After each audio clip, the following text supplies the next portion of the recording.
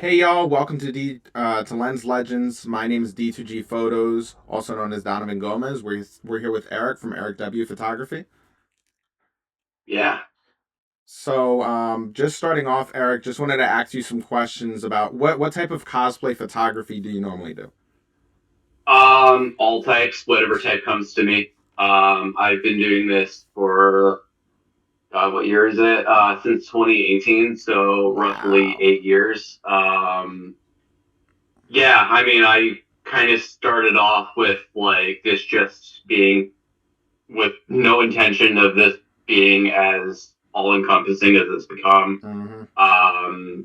So yeah, I've always kind of said over the years like there's not really a type of cosplay that I'll turn down. So yeah, I try to be as diverse and all encompassing with fandoms and cosplay types as I possibly can. That's awesome. Once again, we love to see someone who's a jack of all trades, someone who can shoot any type of cosplay. Yeah. So today's topic, as we discussed previously, is talking about TFP, trade for print, trade for photos. Personally, I don't do TFP bookings as this is my full time job. I wanted to see what your business model looks like. How do you handle client expectations? Because I'm sure at some point you've had a client say, "Well, you did TFP for this person. Why aren't you going to do TFP for me?" Right, and that's kind of something that I don't have necessarily figured out fully. Like I'm kind of figuring this out as society changes and as things become more accessible for people. Mm-hmm. Like back in 2019, just any random creator wasn't as able to just get a quality shoot by themselves with like an iPhone 17 Pro or all these AI tools. No Yep. matter what you think about it, yeah, like it was way yeah, so my position was way more powerful back then than it Mm-hmm. is now. So like again, like this is something that's kind of new for me. But yeah, photography is not a full time job.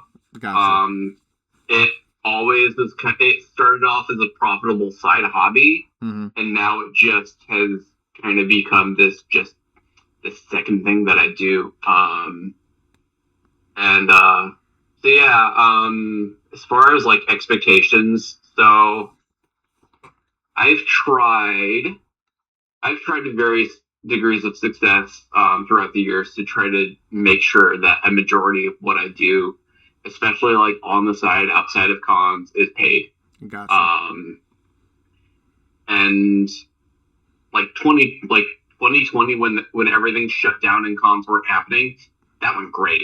Mm-hmm. Like people were booking shoots like people were booking shoots a lot like left, right, and center for 2 years straight, and not that there's not bookings nowadays, but it's definitely become more competitive. It's become a little bit more of a challenge. Um, and also like I kind of hit a point like last year where I kind of felt like I achieved all my goals Mm-hmm. and I kind of needed more challenges. So that's when I kind of opened myself up for more non cosplay stuff, for more modeling stuff, and that's really where I started using the term TFP, trade for print, and offering that. And so yeah, so that was what I done for majority of modeling stuff because first of all, I didn't have much non cosplay stuff under my belt, so Gotcha. I know a lot of photographers like to use TFP for like, hey, I need this in my portfolio. Mm-hmm. Let me offer this for free because I haven't proven myself. Which And is this is fair. something I really want for my portfolio. Also, modeling is definitely more of a 50-50 contribution than it is for a cosplayer that does not do this professionally versus a Correct. photographer who does do this professionally.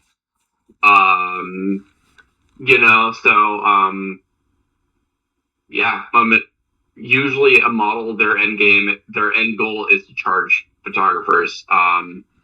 So it's definitely harder to get models to pay for their photos, which is absolutely understandable Yep. because most of them are great at what they do. So that's in that. And yeah, like as we kind of segue out of that, I know that there's been a little bit of that TFP side that leaks into cosplay, that Yep. leaks into conventions, and that's definitely something that I've been figuring out too recently.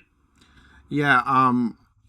An interesting point I thought you brought up was, once again, just hitting the point home. The photographer chooses when it's TFP. It shouldn't be something that's automatically every cosplay photographer across the board does TFP. You yourself said you wanted to challenge yourself. So things like, perfect example, like if you wanted to do an underwater shoot and you've never done an underwater shoot before and you have no idea what the results are, that would be cause for TFP. Something that's kind of outside of your normal wheelhouse.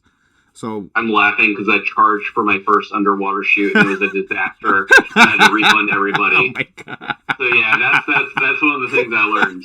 I'm like, this is why we don't charge when we experiment. And I 100% agree. TFP, it's good for hobbyists. It's good for people that they bring their, I don't know, their Canon Rebel T6 to the con, and they're not trying to do this professionally.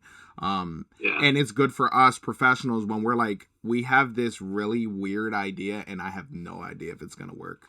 Let's do TFP.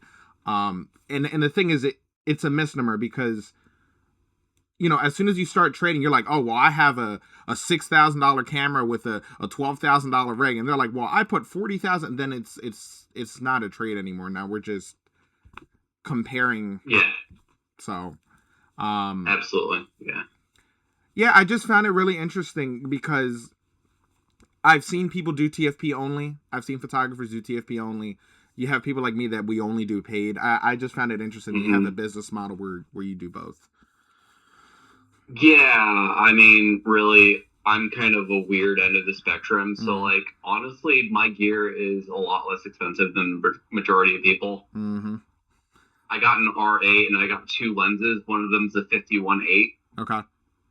So, like, luckily my overhead isn't as crazy as other people. Mm-hmm. But there's still a desire to upgrade stuff. So I am trying to boost the numbers financially, but yeah, no, it seems like the spectrum of things is either there's people like you who this is your job, you have 5 figures worth of equipment, like yeah, absolutely everything has to be worth it, and then it seems like the majority of people that, and I'm not saying that this is all, I know there's going to be someone that corrects me, but a majority of people that don't do only TFP are going to be significantly older than us. Yep. Have a job that pays them really, really well. Agreed. Because flights are not cheap. Like, as which my full-time job is, I mean, it's not that, but their job's going to pay them really, really well to the point where they can just collect all this gear and just have that as a side hobby, you know. Yep. And that's not saying that they're not great at what they do, but for them, it's like, you know, it's kind of like the equivalent of like owning a yacht versus, you know, a speedboat. Actually owning a sailboat and like being a fisherman, you know. No, I 100% agree. Yeah. And once again, that's something I want to bring out is because a lot of cosplayers, and I love cosplayers, but they don't see the business side of things. They don't see, okay, I have to book a $305 flight in order to fly out, whether it be a con or location shoot. I have to fly out there. I have to get a rental car. I have to get a hotel. And you're looking at $600 that you have to make in a day or two. Yeah. So. Yeah, for sure. I mean, hey, luckily I'm right. Luckily I'm right in the DMV. Like, I'm in Baltimore, so so all the DMV cons are right here for me. Yeah. But so I haven't had to fly out for a con yet. But yeah, no, like when I did Katsucon, like my quota for Katsucon is 3,500 because that's what it takes to pay for that hotel and then and then pay for food and then still have a little bit overhead, you know. Yeah, so, because you have to pay bills. Like, we have to pay bills. Exactly. Exactly, yeah. And I mean, hey, that's my PTO from work that I'm burning through to get there. So yeah, there's certainly a quota, and So that definitely, and that's a perspective that people that, and you do cons? I do certain cons. I Okay. try to do the bigger ones. So I try to do Okay, Magfest, Katsu. you might know what I'm talking about here, but like that's a perspective that people don't see when they're lingering around you Mm-hmm. when you happen to have like a 5 minutes off, being like, "Hey, what you doing right now?" Yeah, So true. that's something they don't see. You know, if I take a free shoot at a convention, Mm-hmm. that is definitely a choice that I'm making, and there's you know there's it has to be self-serving to me in some way, you know. Agreed. At the end of the day,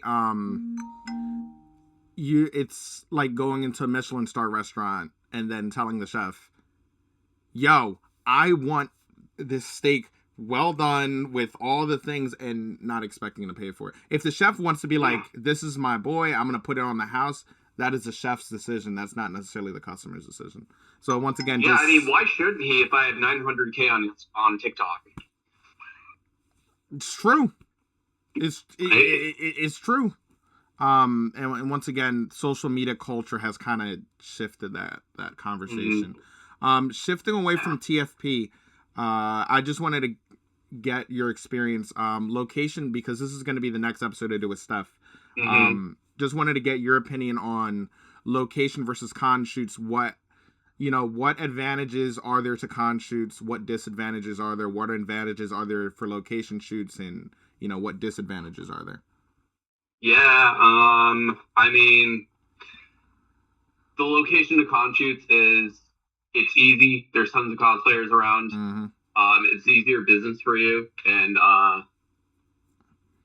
yeah, it's quick, and the cosplayers are right there. That's about it.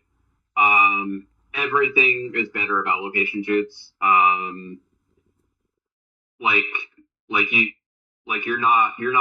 You're not fighting other photographers or other cosplayers for a good background. You can literally go wherever you want within reason, as long as it's legal. Or maybe it doesn't have to be legal. As long as you don't get caught or arrested, As long as the FBI isn't going to pull up with like 12 black fans, be like, "What are you doing here?" Yeah, exactly. And I mean, I've been kicked out of spots before, but yeah, absolutely. Yeah, and then with that, like, you have all the time in the world. I do finds too, like sure, I'm in this for the business, but also like I've always been like a very like I wanted to be part of the cosplay community, and I wanted this to kind of be like an interpersonal thing. I've just kind of, because the time slows down on location shoots, I find that I get to know my client more. Yes, that is very true. And that we kind of become like more like better friends than we would at a rush convention shoot. So I 100% agree with that. Just overall, everything is better. Also, the overhead pay is going to mean a lot more for location shoots. Yep. Because you're not, all I have to do is pay for gas. Yeah, you're not spending $150 on tickets because, oh my gosh, New York Comic Con tickets, Katsu tickets, Magfest tickets, you're paying so much, and then you have to include that in your travel fee. You have to, absolutely. Like, it's insane. But yeah, with that being said, I appreciate your time, Eric. I appreciate you coming on here.